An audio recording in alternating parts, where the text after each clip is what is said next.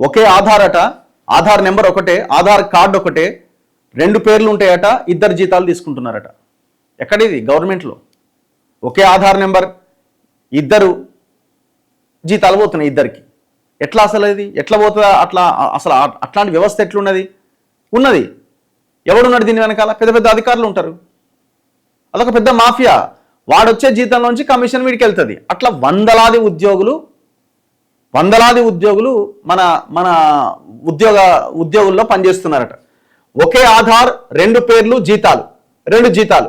వేర్వేరు శాఖల్లో ఉద్యోగులుగా లక్షల్లో జీతాలు అందుకుంటున్న కొందరు. పోలీస్, విద్య, వైద్య, రెవెన్యూ సహా కీలక శాఖల్లో డూప్లికేట్ ఉద్యోగులు ఉన్నారట. 40 అనుమానాస్పద కేసుల్లో 80 మందిని గుర్తించిన ఆర్థిక శాఖ.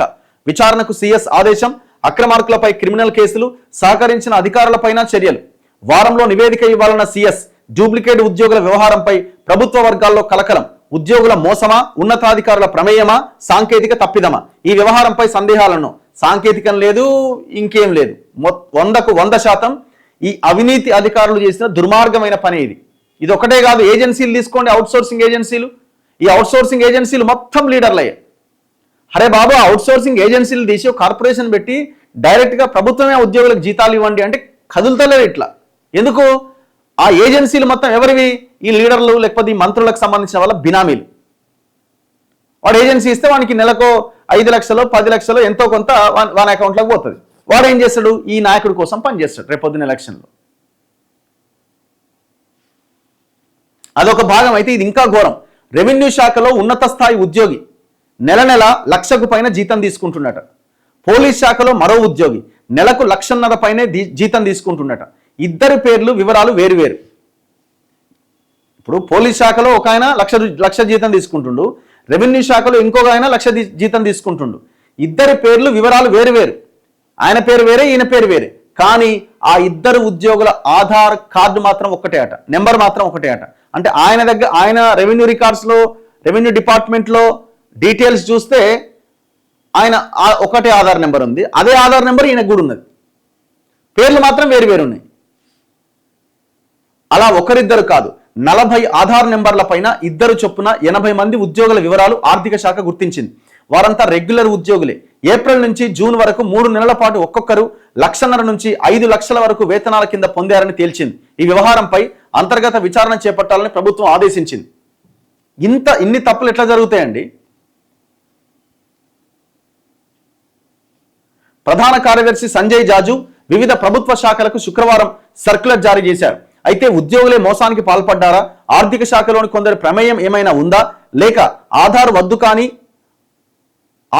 కానీ రాష్ట్ర వ్యవస్థల్లో కానీ ఏదైనా సాంకేతిక తప్పిదం కారణమా అన్న సందేహాలు వస్తున్నాయి. సాధారణ తప్పిదమే అయితే ప్రభుత్వం అంతర్గతంగా సరిదిద్ది ఉండేది. అక్రమాలు జరిగి ఉండవచ్చన్న అంచనాలు ఉండడంతోనే ప్రభుత్వ సీఎస్ సర్క్యులర్ జారీ చేసి ఉంటారని ప్రభుత్వ వర్గాలు చెబుతున్నాయి. 1-2 రోజుల్లో దీనిపైన స్పష్టత వచ్చే అవకాశం ఉందట. రాష్ట్ర ప్రభుత్వం ఉద్యోగులకు సంబంధించిన సమీకృత ఆర్థిక నిర్వహణ, సమాచార వ్యవస్థల వివరాలపైన ఇటీవల పరిశీలన చేసింది. అందులో రెగ్యులర్, గ్రాంట్ ఇన్ ఎయిడ్, తాత్కాలిక సిబ్బంది ఆధార్ వివరాలు పరిశీలించే క్రమంలో ఒకే ఆధార్ నెంబర్పై వేర్వేరు పేర్లతో వేర్వేరు శాఖల్లో ఉద్యోగులు ఉన్న అంశం బయటపడ్డది. అంతేకాదు, ఒకే ఆధార్ మీద ఒక చోట పురుషుడిగా, మరో చోట మహిళగా, ఇంకొన్ని కేసుల్లో ఒకే ఆధార్ మీద 2 వేరువేరు మతాల పేర్లతో ఉద్యోగులు జీతాలు తీసుకుంటున్నారు. వారంతా రెగ్యులర్ ఉద్యోగులే. 010 పద్దు కింద జీతాలు తీసుకుంటున్న వారే అని తెలుస్తున్నదట. మొత్తం పోలీసు, రెవెన్యూ శాఖల్లో ఉన్నారట వీళ్ళంతా. మరి ఎట్లా? వీళ్ళు గవర్నమెంట్ ఉద్యోగులే అట కదా. మరి ఎట్లా స్టార్ట్ అయింది? ఇగో, ప్రజారోగ్య విభాగంలో డి ప్రమీల రాణి, కె ప్రమీల, ఈ 2 పేర్లతో 2 ఐడీలు ఉన్నాయట. 18214449, 182239 ఈ 2 నెంబర్లు ఉన్నాయి. ఐడీలు, ఎంప్లాయ్ ఐడీలు. ఆధార్ నెంబర్ 723715534957 ఇది ఆధార్ నెంబర్.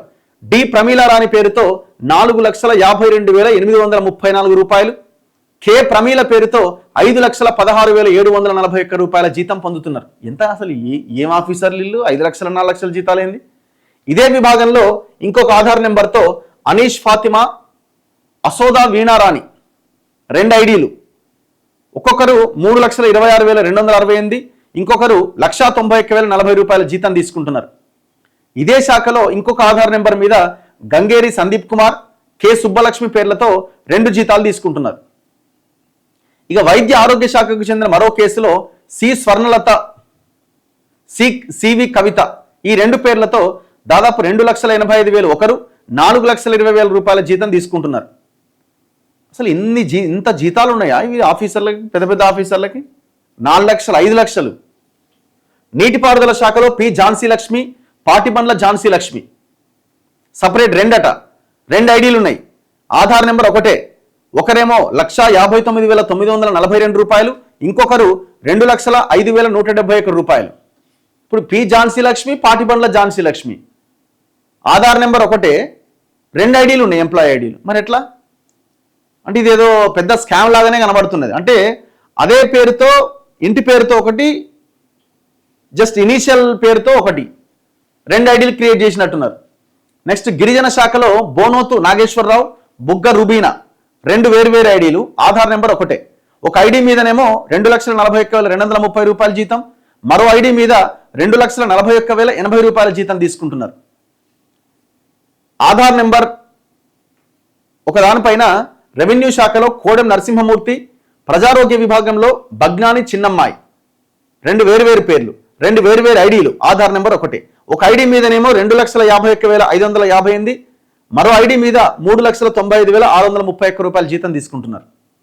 ఉన్నత విద్యాశాఖలో ఒక ఆధార్ నెంబర్తో పెద్ద శ్రీ విద్య, మైత్రి అఖిల్ కృపాకర్ 2 వేరు ఐడీలు, ఒకే ఆధార్ నెంబర్, 2 జీతాలు తీసుకుంటున్నారు.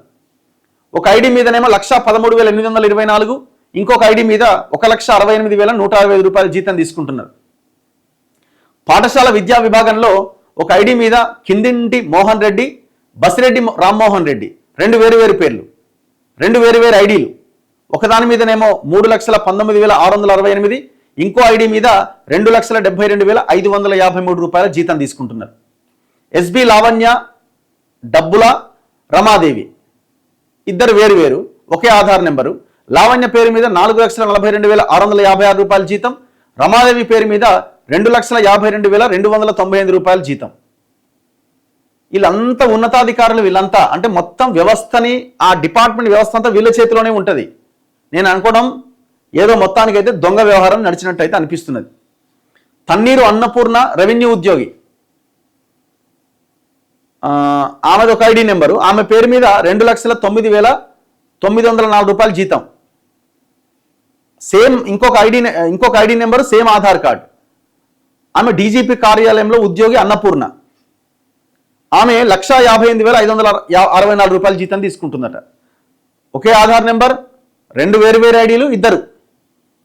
పంచాయతీరాజ్ శాఖలో సంతోష్ కుమార్ నీలకంఠ, బీరవెల్లి సతీష్ రెడ్డి 2 వేరు ఐడీలు, ఒకే ఆధార్ నెంబర్. ఒక ఐడి మీద 1,21,119, మరో ఐడి మీద 1,12,119 జీతం తీసుకుంటున్నారు.